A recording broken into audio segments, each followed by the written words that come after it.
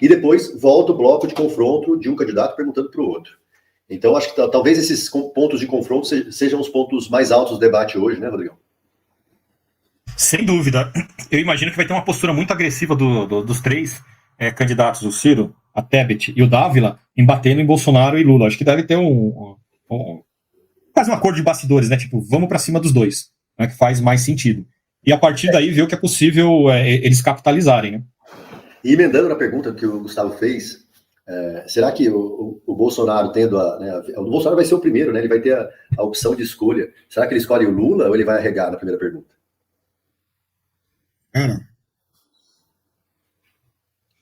Eu acho que ele vai escolher o Lula. Não pode não. Eu acho que ele vai escolher o Lula pelo seguinte: eles precisam polarizar. Os dois, pensando aqui um pouquinho, os dois precisam polarizar. O Lula não vai fazer nenhuma pergunta para nenhum candidato fora o Bolsonaro se ele tiver essa opção. Então, para mim, eu pensaria assim: qual que é a primeira pergunta que eu faria para o Lula? Não qual a pergunta, mas para quem? Para o Bolsonaro. Ao contrário, é a mesma coisa. Se eu não tenho a possibilidade de fazer a pergunta para o Lula, porque algum outro candidato já fez, eu passaria para o Ciro, que é o segundo colocado, e apertaria ele. Terceiro, eu acho que né? é o terceiro. Eu acho que a dinâmica do debate é essa. Todo mundo está pensando em soma zero, sabe? Eu ganho um voto e o outro perde. Então, quando eu me direciono a pergunta para o Ciro, a intenção é tentar retirar algum voto dele para cair para mim. E ao contrário, é a mesma coisa.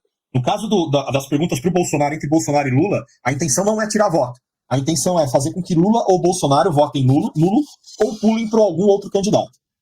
Porque essa eleição está bem interessante. Todo mundo está preocupado nos números absolutos. Quanto Lula tem? 35, 40 e poucos por cento.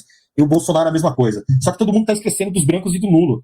Quanto mais branco e nulo tiver, mais peso a votação dos dois candidatos tem.